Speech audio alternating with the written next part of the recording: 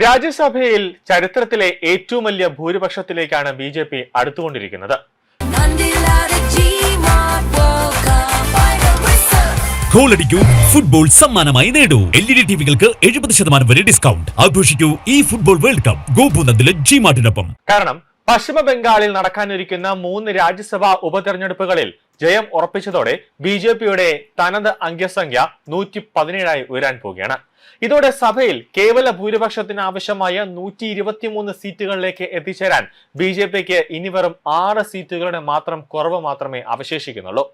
BJP. നയിക്കുന്ന NDA മുന്നണിയുടെ ആകെ കരുത്ത് ഇതോടെ 152 ഉയരും. 1986-ൽ പ്രധാനമന്ത്രി രാജീവ് ഗാന്ധിയുടെ നേതൃത്വത്തിലുള്ള കോൺഗ്രസ് സർക്കാരിനാണ് ഇതിനു മുമ്പ് രാജ്യസഭയിൽ ഒറ്റയ്ക്ക് ഭൂരിപക്ഷം ഉണ്ടായിരുന്നത്. ബി.ജെ.പി. ടിക്കറ്റിൽ മത്സരിക്കുന്ന സുസ്മിതാ ദേവ്, സുവേന്ദു റോയ്, പ്രകാശ് ബറായിക് എന്നിവർ രാജ്യസഭയിലേക്ക് എത്തുന്നതോടെയാണ് പാർട്ടിക്ക് ഈ വലിയൊരു മുന്നേറ്റം ഉണ്ടാകാൻ പോകുന്നത്. വരാനിരിക്കുന്ന നിർണായകമായ പാർലമെന്റ് വർഷകാല സമ്മേളനത്തിന് മുന്നോടിയായി ഭരണപക്ഷത്തിന് വലിയ ആത്മവിശ്വാസം നൽകുന്നതാണ് ഈ പുതിയ രാഷ്ട്രീയ സാഹചര്യം. മണ്ഡല പുനർനിർണയം, വനിതാ സംവരണം, ഒരേ സമയം തിരഞ്ഞെടുപ്പ് നടത്തൽ തുടങ്ങിയ പ്രധാന വികസന നിയമനിർമ്മാണങ്ങളുമായി മുന്നോട്ടു പോകാൻ കേന്ദ്ര സർക്കാരിന് ഇതിലൂടെ സാധിക്കും. സാധാരണ ബില്ലുകൾ പാസാക്കാൻ NDAക്ക് അംഗബലം മതിയാകുമായിരുന്നുവെങ്കിലും ഭരണഘടനാ ഭേദഗതികൾ പാസാക്കുക എന്നത് സർക്കാരിന് വലിയൊരു വെല്ലുവിളിയായിരുന്നു. നിലവിലെ സഭയിലെ മുഴുവൻ അംഗങ്ങളും വോട്ട് ചെയ്യുകയാണെങ്കിലും ഭരണഘടനാ ഭേദഗതിക്ക് കുറഞ്ഞത് 3/2 ഭൂരിപക്ഷം ആവശ്യമാണ്.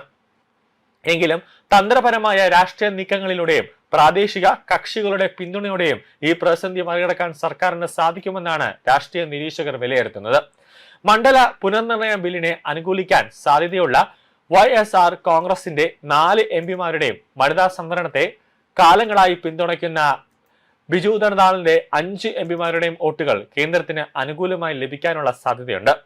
ഇതിനൊപ്പം 8 MPമാരുള്ള DMK, ഒരു NCP MP എന്നിവർ അനുകൂലമായി വോട്ട് ചെയ്യുകയോ അല്ലെങ്കിൽ വോട്ടെടുപ്പിൽ നിന്ന് വിട്ടുനിൽക്കുകയോ ചെയ്യാനുള്ള സാധ്യതയുമുണ്ട്. സ്വതന്ത്ര MP ആയ പരിമൾ നത്വാനിയുടെ പിന്തുണയും NDAക്ക് ലഭിക്കുമെന്നാണ് പ്രതീക്ഷിക്കുന്നത്. ഇത്തരം തന്ത്രപരമായ പിന്തുണകളോ വിട്ടുനിൽക്കലുകളോ വോട്ടിന് സമയത്ത് ആവശ്യമായ ഭൂരിപക്ഷത്തിന്റെ എണ്ണം കുറയ്ക്കുകയും ഭരണഘടനാ ഭേദഗതികൾ പാസാക്കാൻ സർക്കാരിനെ സഹായിക്കുകയും ചെയ്യും. നിലവിൽ പരമാവധി 250 അംഗങ്ങളാണ് രാജ്യസഭയിൽ ഉണ്ടാവുക. ഇതിൽ 12 പേരെ രാഷ്ട്രപതി നാമനിർദ്ദേശം ചെയ്യുമ്പോൾ ബാക്കിയുള്ളവരെ സംസ്ഥാനങ്ങളിലെയും കേന്ദ്ര ഭരണ പ്രദേശങ്ങളിലെയും ജനപ്രതിനിധികളാണ് തെരഞ്ഞെടുക്കുന്നത്. എന്നാലും ബി.ജെ.പിക്ക് ഇനി വരുന്ന തെരഞ്ഞെടുപ്പുകളിൽ അല്ലെങ്കിൽ ഇനി വരുന്ന സഭകൾ കൂടുന്ന സമയത്ത്, പാർലമെന്റ് സമ്മേളനം കൂടുന്ന സമയത്ത് ഓരോ ബില്ലുകളും വോട്ടിട്ട് അനായാസം എടുക്കുക, അല്ലെങ്കിൽ അവിടെ വോട്ടെടുപ്പിൽ അനായാസം വിജയിപ്പിക്കുക, അല്ലെങ്കിൽ ഓരോ ബില്ലുകളും പാസ്സാക്കി രാഷ്ട്രപതിയുടെ അടുത്തേക്ക് എത്തിക്കുക എന്നുള്ളത് ബി.ജെ.പിക്ക് ഇനി വരുന്ന സമ്മേളനങ്ങളെല്ലാം തന്നെ, പാർലമെന്റ് സമ്മേളനങ്ങളെല്ലാം തന്നെ അത് വലിയൊരു എളുപ്പമായി മാറുമെന്ന കാര്യത്തിൽ യാതൊരു സംശയവുമില്ല. കാരണം രാജ്യത്ത് ബി.ജെ.പി. ഏറ്റവും കൂടുതൽ ശക്തിയായി അല്ലെങ്കിൽ കരുത്താർജിക്കുന്ന ഒരു പാർട്ടിയായി മാറിക്കൊണ്ടിരിക്കുന്നു എന്ന കാര്യത്തിൽ യാതൊരു സംശയവുമില്ല. കോൺഗ്രസിനെ സംബന്ധിച്ചിടത്തോളം രാഹുൽ ഗാന്ധിക്ക് കോൺഗ്രസിനെ നോക്കാനുള്ള വലിയ താല്പര്യമൊന്നുമില്ല. ഓരോ ദിവസവും കോൺഗ്രസിൽ നിന്നുള്ള MPമാരടക്കം രാജിവെച്ച് പുറത്തേക്ക് പോകുന്നു.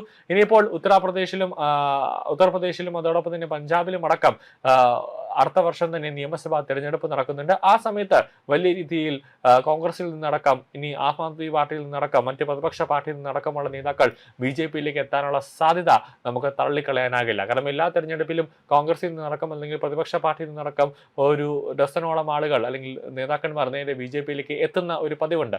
ഇക്കുറിയും അത് തന്നെ സംഭവിക്കും. അങ്ങനെ കൂടുതൽ MPമാരും ബി.ജെ.പിയിലേക്ക് വരാനുള്ള സാധ്യത നമുക്ക് തള്ളിക്കളയാനാകില്ല.